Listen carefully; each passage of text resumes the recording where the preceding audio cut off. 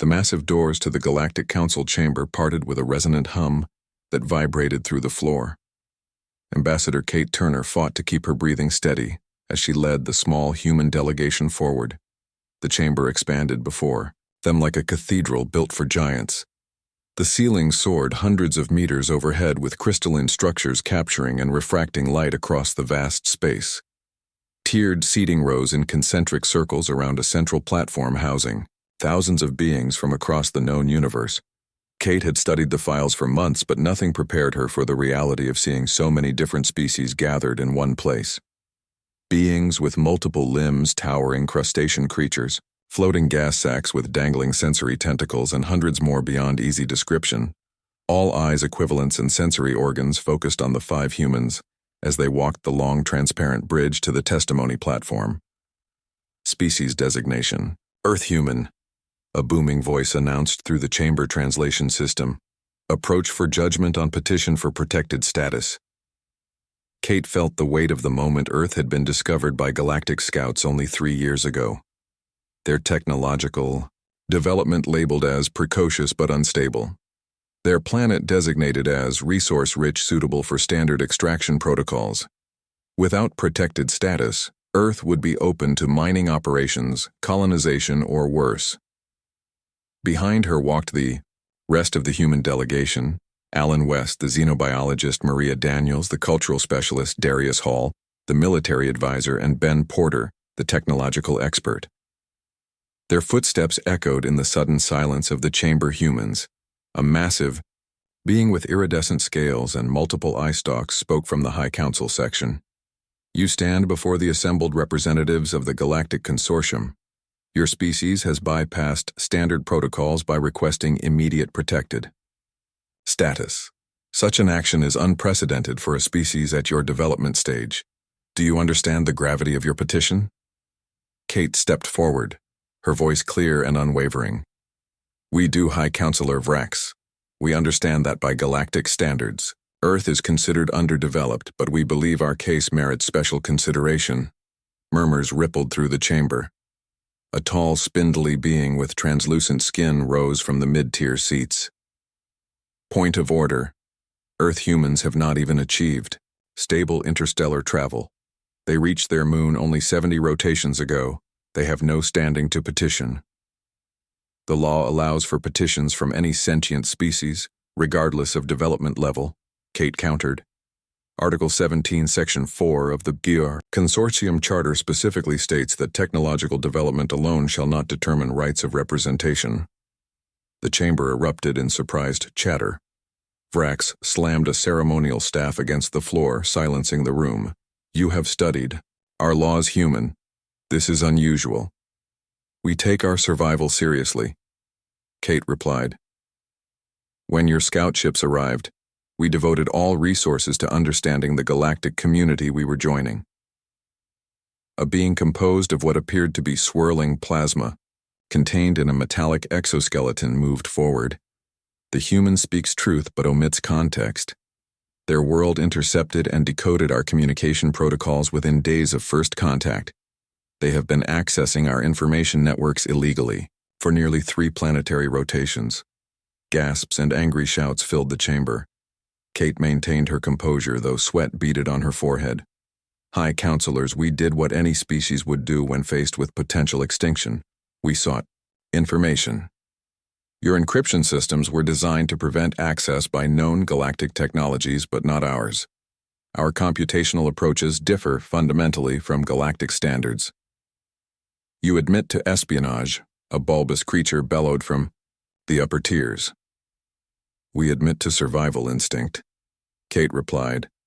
When we discovered the standard protocols for developing worlds included resource assessment for potential exploitation, we acted to protect our home. Vrax leaned forward, massive-scaled, hands gripping the council table. You are either very brave or very foolish human to admit crimes before the council while seeking protection. Kate nodded to Ben, who stepped forward, activating a small device that projected a holographic display. In the center of the chamber, we bring more than just pleas, we bring value. The hologram showed a complex molecular structure rotating slowly. Images of devastating diseases known throughout the galaxy appeared alongside. The final image showed recovery and healing. This is a universal antibiotic effective against 97% of bacterial infections in all tested species. Ben explained, his voice steady, developed on Earth through our unique approach to molecular biology, something not yet discovered by the consortium despite your advanced technology. The chamber grew still as the implications registered. Humans have studied in secret for 3 years. Kate continued. We identified areas where our thinking differs from galactic standards, areas where our particular evolution and history have led to innovations unknown to the consortium. Not because we are more intelligent, but because we are different. And difference breeds innovation. Maria stepped forward next.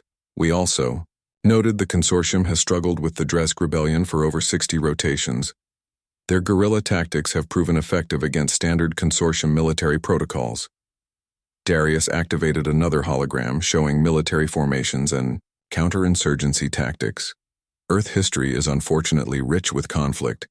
We have developed approaches to asymmetrical warfare that your military databases do not contain, approaches that could end the rebellion within 5 rotations. The military, representatives from various species, leaned forward with obvious interest. You offer bribes. A crystalline entity chimed from the diplomatic section. Technology and military intelligence in exchange for protection. We offer partnership, Kate corrected. Protected status would allow us to develop alongside the consortium. Not beneath it, Earth would maintain sovereignty while contributing to galactic knowledge and prosperity. Vrax exchanged looks with the other high counselors. And if we deny your petition, what then, human? Kate took a deep breath. Then we will share these innovations and many others with the Dresk Rebellion instead. The chamber exploded in outrage. Security drones moved toward the human delegation. Kate stood firm as Darius, and Alan moved protectively beside her. This is blackmail, Vrax thundered. This is negotiation. Kate replied, something humans excel at. We prefer to be allies, but we will do whatever necessary to ensure our survival. You would do the same. A tall, willowy being with feathery appendages stepped forward from the judicial section. The humans show cunning. Is this not a trait we value in the consortium? The ability to find leverage where none seem to exist. They decoded our most secure transmissions. With primitive technology, they identified valuable innovations we had overlooked. They analyzed our greatest military challenge and developed solutions, and they had the boldness to come here and tell us to our faces. I find this fascinating. Counselor, Elara always had a soft spot for primitives, someone called from the upper tiers. I appreciate efficiency. Elara replied. And the humans have been remarkably efficient, using minimal resources to maximum effect. Is that not the foundation of our economic system? Vrax raised a hand for silence. You risk much, human. How do we know these offerings are genuine? We brought proof. Kate gestured to Alan, who opened a containment unit revealing several vials. The antibiotic formula with samples, for testing military strategies with simulation models. Technology innovations with prototype designs. Test them, verify them. And while we deliberate what prevents you from sharing these with our enemies, asked a security representative. Nothing, Kate admitted. Except our preference to ally with the established galactic order rather than with rebels. But we require assurances our world remains untouched by mining operations, our species develops without interference, and we gain a seat here. In this council within 10 rotations. Outrageous, shouted several representatives. Inevitable, Kate countered. You can accept humans as partners now or face us as rivals later. We would prefer friendship. Vrax studied Kate for a long moment, the multiple pupils in his eyes contracting. You are unlike any primitive species we have encountered. You show no fear. Kate allowed herself a small smile. I assure you, High Counselor, I am terrified, but humans have a long history of doing what must be done despite fear. Elara moved closer to Vrax, speaking in hushed tones. Several other counselors joined them. The chamber buzzed with excited conversation as species representatives debated among themselves. After several tense minutes, Vrax raised his staff again. The council will deliberate on the human petition. The delegates will be escorted to holding chambers, security protocols level 4. As guards moved to surround them, Kate caught Vrax's eye. We came in peace, High Counselor. We hope to leave the same way. That remains to be seen, human. Vrax replied, You have certainly made an impression, whether good or bad is yet undetermined. The human delegation was escorted from the chamber through a different exit than they had entered. The massive doors sealed behind them with a resonant boom that seemed to echo the gravity of what had just occurred. In their holding chamber, an elegantly appointed room clearly designed for diplomatic visitors, Kate finally allowed her shoulders to relax. They're scared, Ben observed. We could see it in their reactions. Good, Maria replied. Fear leads to respect. Or to elimination, Darius cautioned. We just threatened the MO. The holding chamber door slid open with a soft hiss. A tall being with 6 limbs and silvery skin entered, moving with fluid grace. Ambassador Kate Turner straightened immediately, recognizing the distinctive markings of a high-level diplomatic aide. The council requires clarification on several points. The being announced, its translator converting complex harmonic tones into English. You will accompany me, Ambassador Turner, alone. Kate exchanged glances with her team. Darius stepped forward, his military bearing evident. Protocol states the full delegation must be present for all proceedings. The aide tilted its elongated head. This is not a formal proceeding. This is a private audience with the High Council Executive Committee. A rare honor. You may attend if you wish, but the invitation was extended to the ambassador specifically. Go, Maria whispered. This is good. They want to negotiate without losing face before the full assembly. Kate nodded. Lead the way, I will follow. The corridors they traversed were nothing like the grand processional route that had led to the main chamber.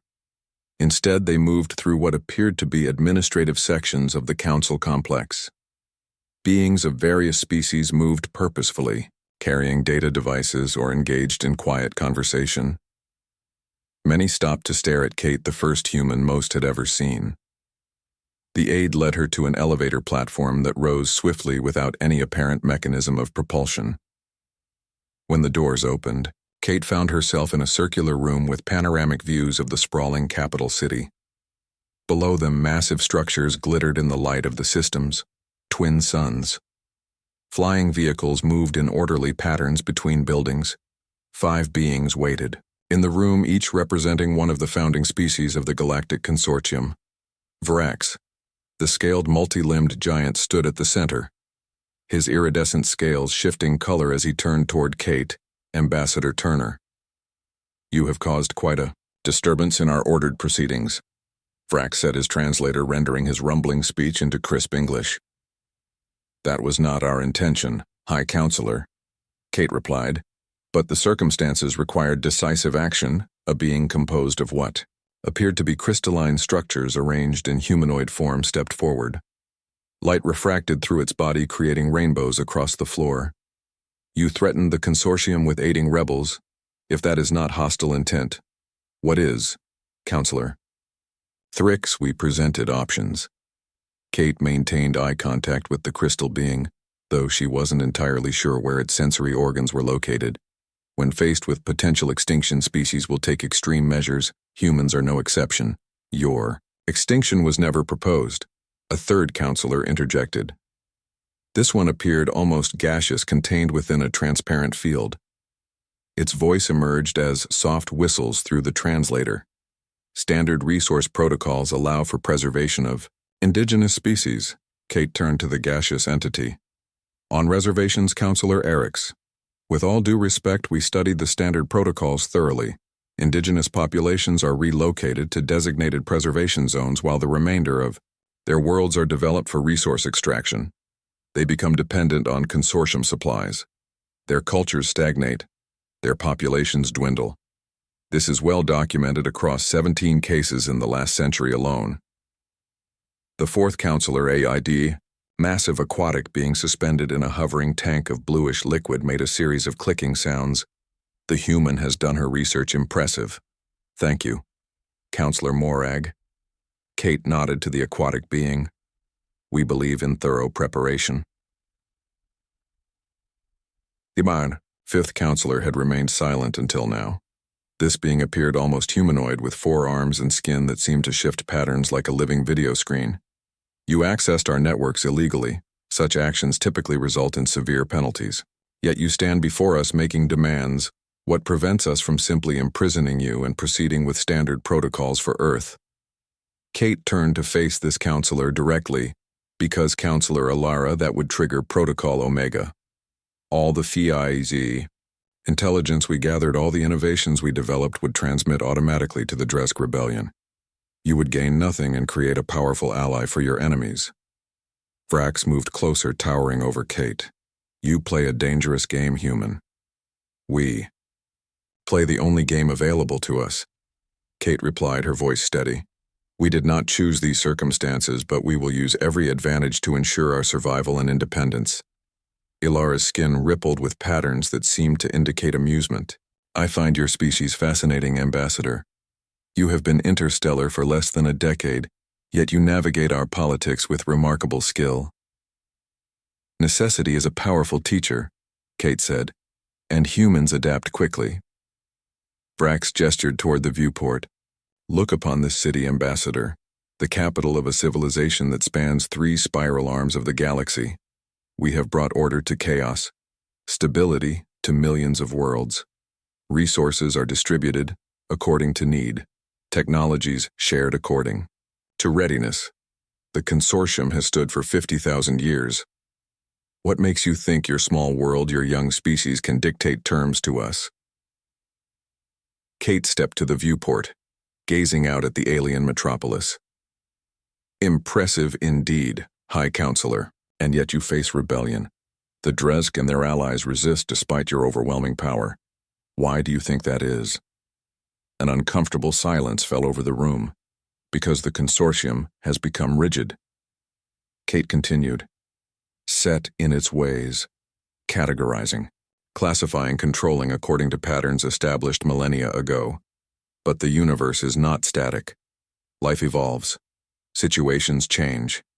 The consortium's greatest strength. Its ordered stability has become its weakness. You presume much human. Thrix chimed the crystalline structures of its body vibrating with what might have been anger. I observe, Kate replied. And I offer an alternative. Earth and humanity can bring new perspectives to the consortium. Fresh approaches. Innovations born from our different evolutionary path. Our planet may be small, our history short by your standards, but sometimes the newest member of a team sees solutions veterans have overlooked. Morag's tank bubbled as the aquatic counselor spoke. You believe your species can solve problems that have challenged the consortium for centuries. I believe we can contribute perspectives you lack, Kate clarified. Take the Dresk Rebellion. The consortium approaches it as a military problem to be crushed by superior force.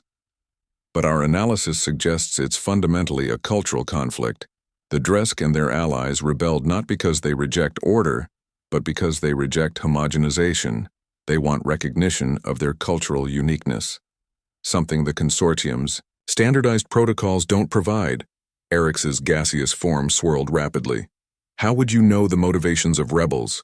Because we studied their manifestos, their histories, their demands, all available in your own archives. Kate replied, but viewed through human eyes, through the lens of our own history of rebellion and resistance, we understand the desire for self-determination. It forms the core of our own civilization. The counselors exchanged glances, communicating in ways Kate couldn't perceive. Finally, Vrax spoke again. Let us assume for a moment that your insights have merit. Your demands remain problematic. Protected status for a pre-interstellar civilization is unprecedented. A council seat within 10 rotations, even more so. Yet, not prohibited by your own laws. Kate countered. The consortium charter speaks of contribution to the greater good, not development level, as the true measure of membership worthiness. We believe we can contribute significantly. Ilara moved closer, her shifting skin displaying complex patterns. Perhaps a compromise, Ambassador provisional protected status. A probationary period in which Earth demonstrates the value it claims to offer. Kate considered this, and the terms of this probation. Earth remains sovereign. Vrax stated, no resource exploitation, no interference. But you must provide proof of the innovations you claim, particularly the antibiotic and the counterinsurgency strategies. You will serve as observers to the Council, not voting members. If, after 10 rotations, your contributions are deemed significant, full protected status would be granted and Council membership considered. Kate kept her expression neutral despite the surge of hope. And what guarantees would we have that the consortium would honor such terms? The same guarantee you offer us, Ambassador. Ilara replied, her skin patterns shifting to what appeared to be amusement, mutually assured consequences. We would sign a formal treaty witnessed by all member species. Any violation would result in significant penalties. I would need to consult with my government, Kate said carefully, but this framework seems promising. There is one additional condition, Vrax added, his scales darkening. Earth must immediately cease all unauthorized access to consortium networks and turn over all data illegally obtained. Kate had expected this, we would agree, provided Earth is granted legitimate access to appropriate knowledge databases, the same level of access granted to other protected worlds. The counselors conferred briefly in a language Kate's translator couldn't process. Finally, Vrax turned back to her, agreed in principle, Ambassador formal terms to be drafted for review. The Council will reconvene in 3 cycles to hear Earth's response. Kate bowed slightly in the formal manner she had studied. The people of Earth, thank you for your consideration. High Counselors, we look forward to a productive relationship, as the aide escorted her back to the holding chamber. Kate maintained her diplomatic composure, but the Earthship Horizon docked at the massive Council orbital station, 3 months after the initial diplomatic contact. Ambassador Kate Turner watched from the observation deck as her homeworld grew smaller in the distance, blue and green and white, swirling with clouds. Earth looking so fragile against the vastness of space, the responsibility she carried weighed heavily on her shoulders. Today marked the formal signing of the Provisional Protected Status Treaty, the first official recognition of humanity by the Galactic Consortium. Nervous? A voice asked from behind her. Kate turned to see President Laura Reyes, the first human leader to leave Earth orbit. The president wore the specially designed formal diplomatic attire created for this historic occasion. A simple blue suit with subtle geometric patterns that Earth scientists had determined would be aesthetically acceptable to the majority of consortium species. Cautiously optimistic, Madam President, Kate replied, the final treaty terms are better than we hoped for, but the real challenge begins after signing. President Reyes nodded. Implementation always is, walking the line between cooperation and independence, demonstrating value without revealing vulnerability. She smiled. Slightly, you did remarkable work, Ambassador. The Security Council was impressed. I had an exceptional team, Kate said, and some luck. You made your own luck. The president moved to stand beside her at the viewport. Playing the Dresk card was brilliant if terrifying. Kate watched as the station grew larger in their view. The massive structure orbited the diplomatic world of Centaurus Prime, designated neutral territory for ceremonies of galactic significance. It was a calculated risk, Kate admitted. But our analysis suggested the Council wouldn't respond to appeals based on moral principles alone. They respect strength, leverage, innovation, things we could offer. The comm system chimed softly. Ambassador Turner, President Reyes, we are approaching final docking sequence. The consortium welcome delegation awaits in the ceremonial hall. Time to make history. President Reyes straightened her jacket. How do I look? First human president to meet alien dignitaries should make a good impression. Very presidential, Madam President. Kate smiled. The ceremonial specialists briefed you on the protocols. No direct eye contact with the Vraxian delegation bow at 12 degrees to the crystalline representatives. No sudden movements. Near the aquatics, President Reyes recited, "Though I still don't understand why the atmospheric delegates find our breathing offensive." Different cultural norms, Kate explained as they walked toward the docking bay. They consider audible respiration intimate, something done only among family members. President Reyes shook her head in wonder. So many rules, so many species, so much to learn. The Horizon completed its docking procedures with a soft thud. Airlock seals engaged with a hiss. The delegation of 20 humans, the largest yet to leave Earth, assembled in the departure bay, each selected for their expertise in fields ranging from diplomacy to xenobiology, from military strategy to cultural exchange, all wearing matching blue formal attire, all carrying the hopes of humanity with them. Remember? Kate addressed the group. We are not just individuals today, we are Earth, we are humanity. Many of these beings will form their entire opinion of our species based on this encounter. The airlock. Doors slid open, revealing a long corridor lined with representatives from at least 30 different species. Some humanoid, many, not all watching with various sensory organs, as the human delegation proceeded forward. President Reyes led with Kate, a step behind, followed by the others in precise formation as practiced. The ceremonial hall opened before them, a vast space with a transparent dome showing the stars above. The architectural design incorporated elements from multiple species, creating a space that felt both alien and somehow universal. A large, circular platform dominated the center with the 5 high counselors already in position.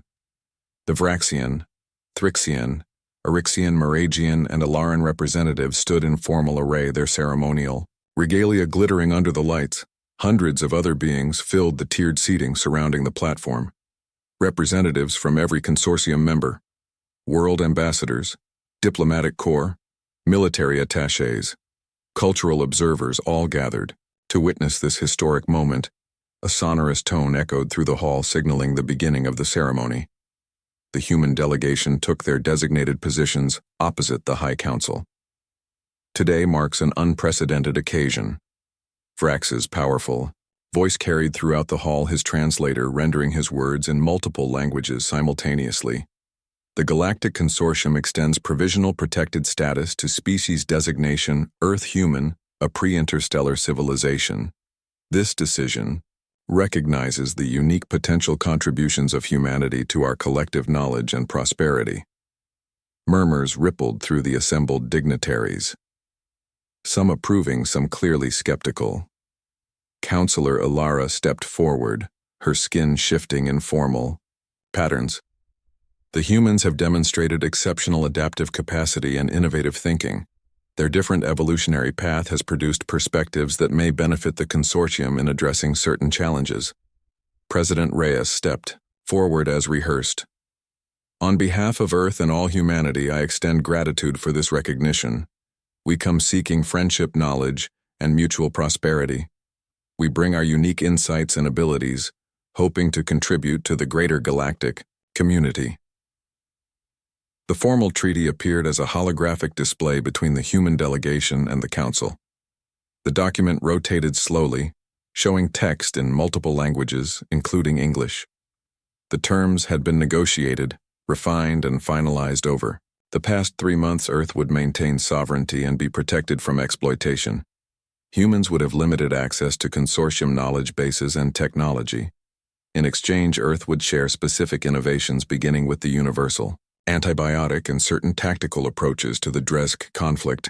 One by one, the High Counselors placed their appendages on designated sections of the hologram, leaving glowing marks of authentication.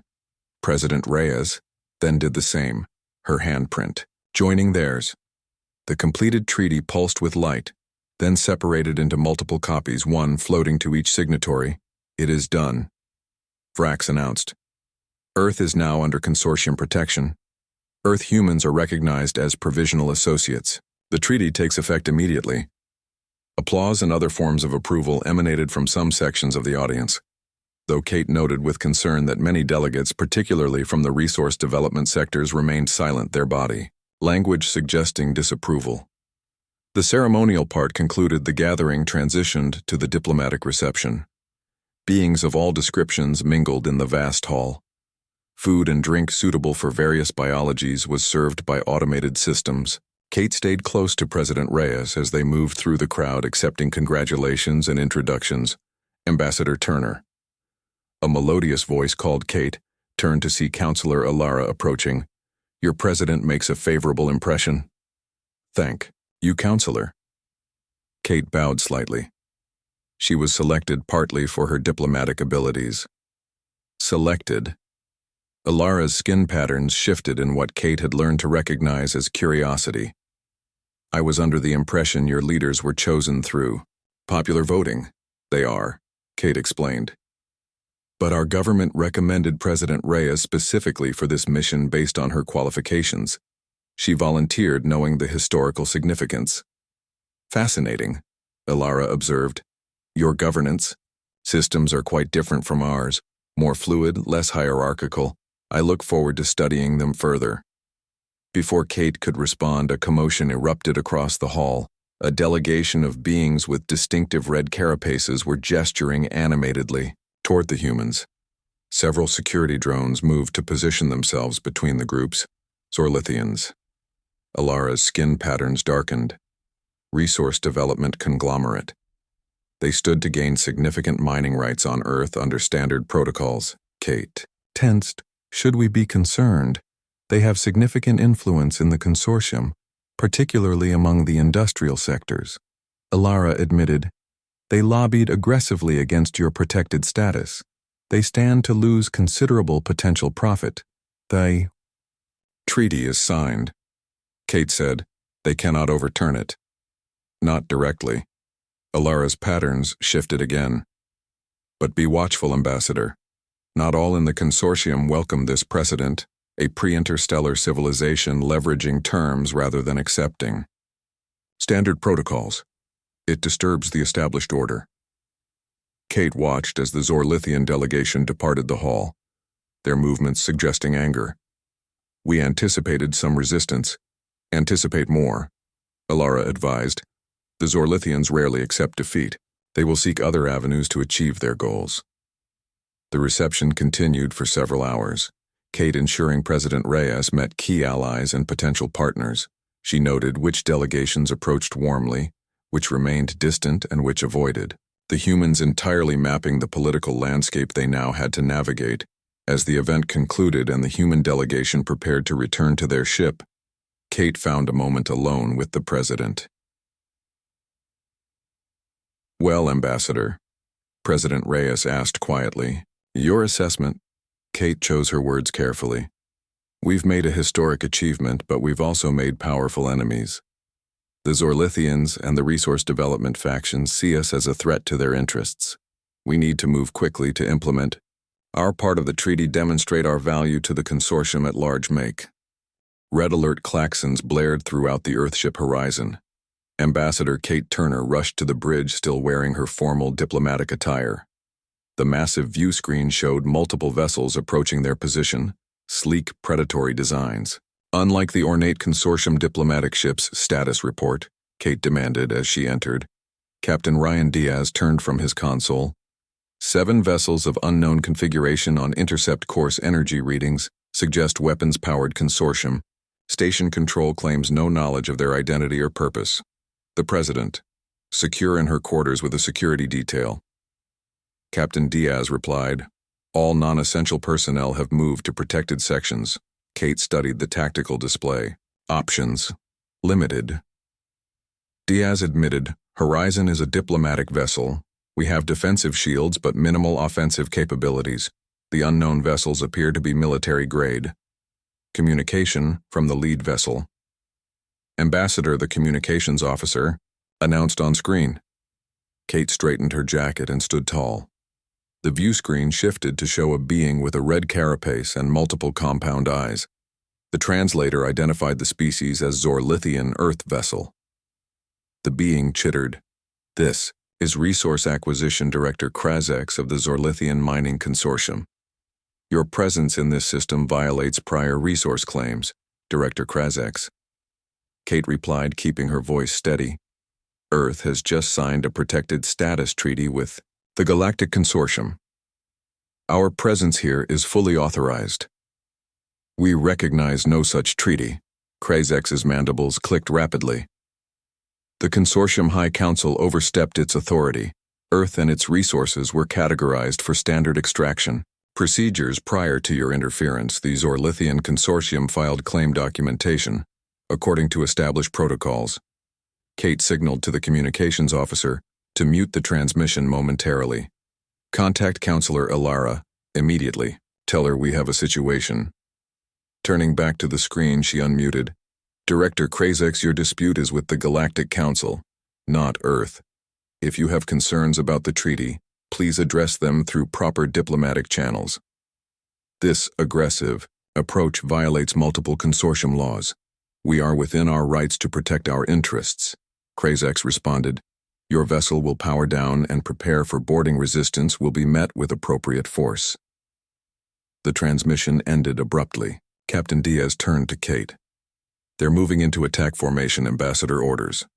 Defensive posture only. Kate instructed. Shields at maximum. Keep us positioned close to the consortium station. Their security protocols should prevent weapons. Fire in proximity to diplomatic facilities. Should being the operative word. Diaz muttered as he relayed the orders. Kate moved to the communications station. Any response from Counselor Ilara? Incoming transmission now, Ambassador.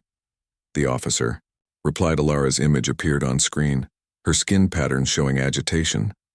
Ambassador Turner, we are aware of the situation. The Zorlithians act without council authorization. Their actions violate multiple statutes. That's reassuring, Counselor.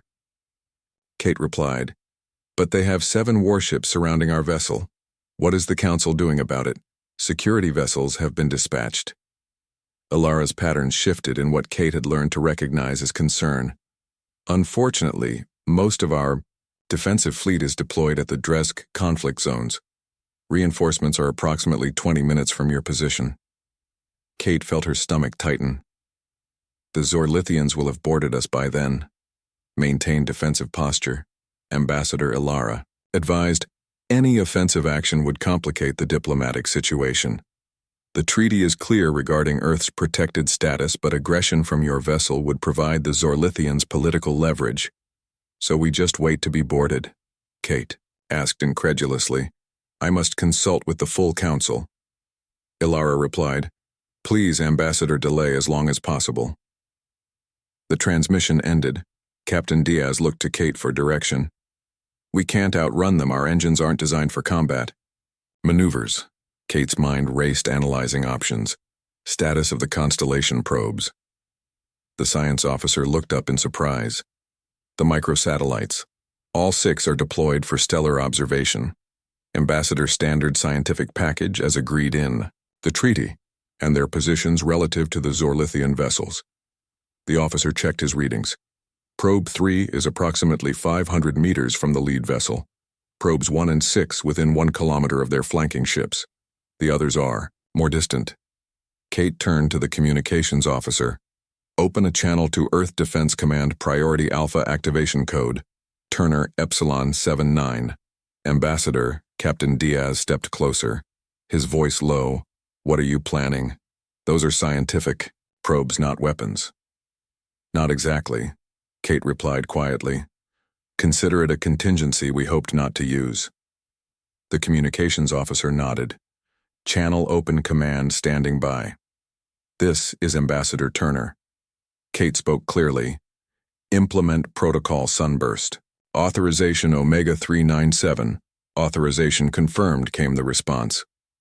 Protocol Sunburst initiating standby. On the tactical display, several small dots representing the constellation probes began to move, changing position relative to the Zorlithian vessel's ambassador. The tactical officer called. The Zorlithians are launching boarding shuttles. 3 vessels approaching our position. Maintain defensive shields. Kate ordered. No offensive measures. The science officer looked up from his console. Unusual energy readings from the constellation probe's ambassador. They appear to be generating some kind of localized field. On the main view screen, the approaching Zorlithian vessels suddenly slowed, their engines flickering. The boarding shuttle stopped mid-course, drifting aimlessly. "What's happening?" Captain Diaz demanded. "Targeted electromagnetic pulse," Kate explained. "Highly focused, very specific frequencies. The constellation probes aren't just scientific instruments. They're also defensive countermeasures designed to disrupt certain types of technology without damaging our own systems." Diaz stared at her. "That wasn't in the treaty specifications." "No," Kate agreed. "It wasn't. We disclosed the scientific instruments, as required, but Earth Defense maintained certain protective capabilities. Given the reaction of factions like the Zorlithians, it seems prudence was warranted." The communications officer turned. "Ambassador incoming transmission from the consortium. Station Counselor Vrax." The massive scaled face of the High Counselor appeared on screen, his expression unreadable to human eyes. Ambassador Turner explained the current situation. "Your vessel appears to have disabled Zorlithian ships through means not disclosed to the Council." Kate met his gaze steadily. "High Counselor, the Zorlithian vessels approached with hostile intent, threatening to board our diplomatic ship in violation of multiple consortium laws and our newly signed treaty. We employed defensive measures to protect our vessel and delegation, including President Reyes. No offensive weapons were used, merely targeted disruption technology." Vrax's scales shifted color. "The Zorlithians claim you attacked without provocation. I have complete sensor logs and communication records proving otherwise," Kate countered. "They explicitly threatened us and launched boarding shuttles. They claim to recognize no consortium authority in this matter." The High Counselor was silent for a moment. "This complicates matters. The Zorlithian Mining Consortium has significant political influence. They are challenging the validity of your treaty, claiming the Council exceeded its authority. The treaty was properly executed according to consortium law." Kate's voice remained firm. "All 5 High Counselors signed in the presence of hundreds of witnesses. If the Zorlithians wish to challenge it, they should do so through legal channels, not through armed confrontation. Consortium. Security vessels will arrive shortly," Vrax stated. "Both your ship and the Zorlithian vessels will be escorted to separate docking bays. This incident requires full Council review. We accept your escort, High Counselor," Kate agreed. "But I must protest any implication that Earth bears responsibility for this confrontation. We were attacked while on a diplomatic mission, immediately following a treaty signing. Such actions cannot be allowed to stand unchallenged." Vrax's scales darkened. "The situation will be investigated." Ambassador Turner Vrax out. As the transmission ended, Kate turned to Captain Diaz. "Stand down from red alert. Maintain defensive posture, but deactivate the constellation protocols. We've made our point," Ambassador Diaz said, quietly. "We just revealed classified Earth defense technology. A calculated risk." "Captain," Kate replied, "the Zorlithians needed to understand that Earth isn't helpless even at this stage of our development, and the Council needed to see that we can defend ourselves without resorting to lethal force. It strengthens our diplomatic position, or makes us appear deceptive." Diaz countered, "Technology not disclosed in the treaty. Defensive capabilities aren't required disclosures under Section 17. Kate reminded him, "I reviewed the treaty language very carefully. The constellation probe's primary function is scientific, exactly as we stated. The defensive capabilities are secondary and fall under the self-protection exemption." The tactical officer looked up. "Consortium security vessels approaching Ambassador 5 cruisers. They're hailing us. Acknowledge and comply with their instructions." Kate ordered, "And inform President Reyes of the situation. I need to meet with her before we..." As Kate left the bridge, she felt the weight of her decisions. The incident with the Zorlithians would have significant repercussions throughout the consortium political landscape. By revealing some of ERT, the emergency council chamber hummed with tension. Hundreds of delegates from across the consortium, filled the tiered seating around the central platform. Ambassador Kate Turner stood alone at the testimony position. The 5 high counselors looked, down from their elevated stations, their expressions ranging from Vrak's barely contained anger to Alara's subtle patterns of interest. This emergency session of the Galactic Consortium Council is now in session, the official announcer declared. The matter before us concerns the incident between the Earth vessel Horizon and ships belonging to the Zorlithian Mining Consortium. Both parties have submitted evidence for review. Counselor Vrax leaned forward, his massive scaled form imposing. Ambassador Turner, you stand accused of deploying unauthorized technology resulting in the disabling of 7 Zorlithian vessels. How do you respond? Kate kept her posture straight, her voice clear. High counselors, I reject the premise of the accusation. The technology in question was defensive in nature, deployed only after the Zorlithian vessels threatened our diplomatic ship with boarding by force. They explicitly stated they did not recognize consortium authority or our newly signed treaty. Their actions constituted a clear violation of multiple consortium laws. A representative from the Zorlithian delegation rose from the assembly, a tall being with gleaming red carapace and clicking mandibles. The Earth vessel deployed energy weapons, not disclosed in their technology registry as required by Consortium Law Section 42. They concealed military capabilities within scientific instruments, a direct violation of transparency protocols. If I may respond, Kate countered, the Constellation. Probes are primarily scientific instruments as properly registered. Their defensive capabilities fall under the self-protection exemption in Section 17, Paragraph 4 of the treaty, which states, and I quote, protected species retain the right to implement proportional defensive measures to ensure the safety of their representatives and vessels. No lethal force was used. The disruption was temporary and caused no permanent damage to Zorlithian systems. Counselor Thrix's crystalline form shimmered as he spoke. The issue at hand is not whether defensive measures were justified, but whether Earth concealed dual-use technology, a violation of trust at the very outset of your relationship with the consortium. Kate turned to address the crystal.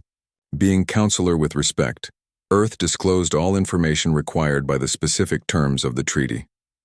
We are new to the consortium, unfamiliar with its politics and factions. When evidence suggested that certain elements opposed our protected status, we took reasonable precautions to ensure the safety of our delegation, including President Reyes. Events have proven this prudence justified. Murmurs rippled through the chamber, some delegates nodding in agreement, others chittering or rumbling in disapproval. Counselor Ilara's skin shifted in the patterns Kate had come to recognize as thoughtful consideration. Ambassador Turner, the Zorlithian representative, raises a valid legal point regarding technology disclosure. However, your point regarding the self-protection exemption also has merit. The question becomes one of intent. Did Earth deliberately conceal capabilities to mislead the consortium, or was this a reasonable security measure given your status as newcomers? Our intent was and remains peaceful cooperation, Kate replied. But Earth has a long history of combining diplomacy with prudent security measures. The fact that we used non-lethal defensive technology rather than weapons demonstrates our restraint. We disabled the Zorlithian vessels without harming their crews when we had the capability to respond more aggressively. The Zorlithian representative's mandibles clicked rapidly. The humans demonstrate exactly why pre-interstellar species are typically subject to standard protocols. They lack the cultural and ethical development to participate in galactic society.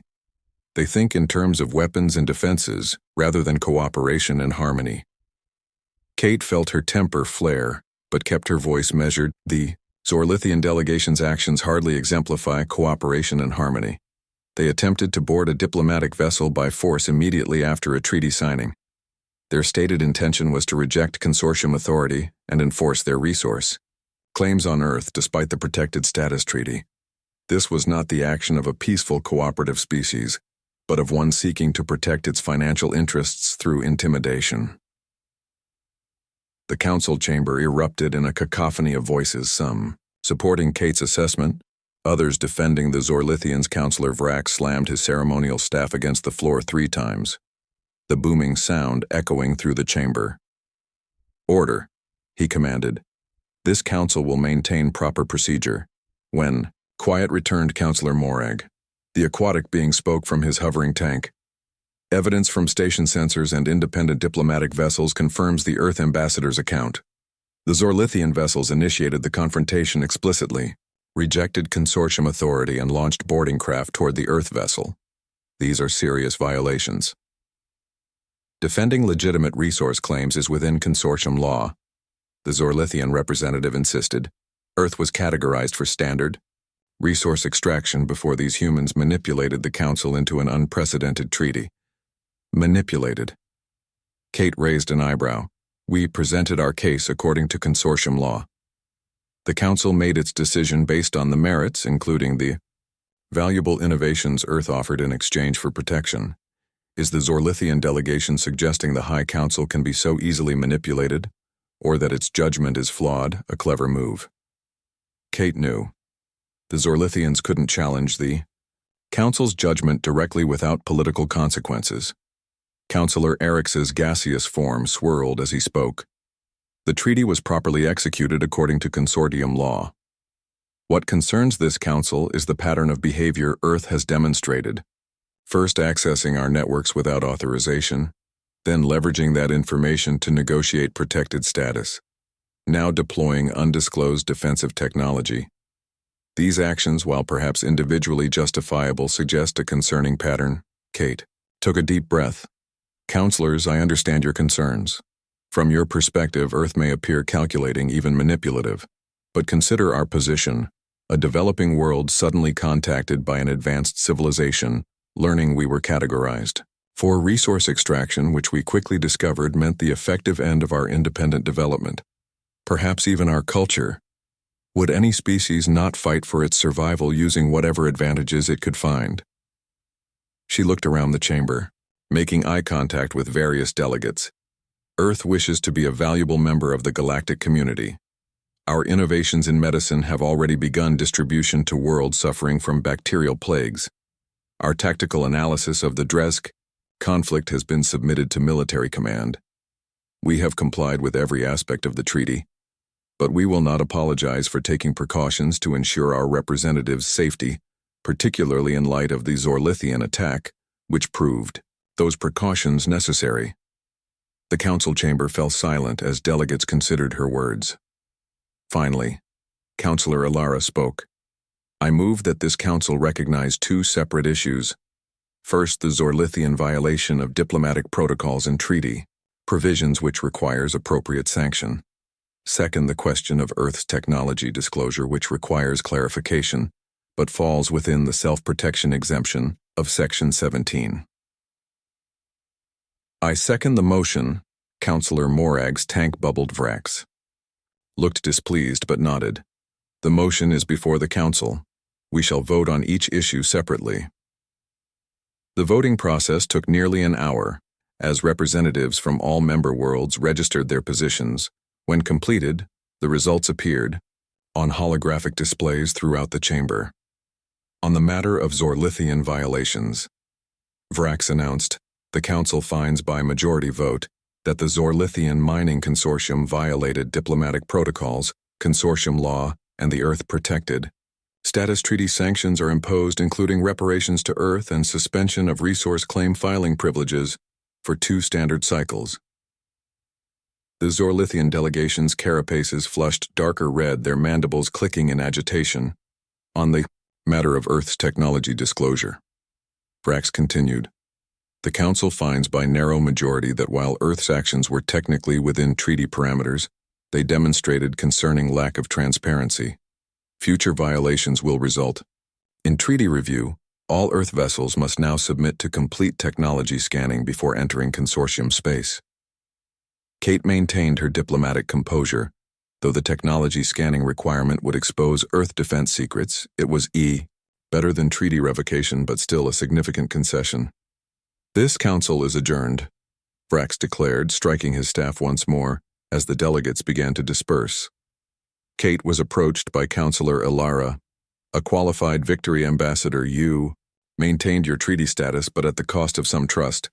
Trust must be earned on both sides, Counselor. Kate replied, "The Zorlithians' actions proved our caution was warranted." Ilara's skin displayed patterns of amusement. "Indeed, though you have made a powerful enemy. The mining consortium controls resources on hundreds of worlds. Their influence extends throughout industrial sectors. And yet they faced sanctions today," Kate observed. "Perhaps their influence has limits."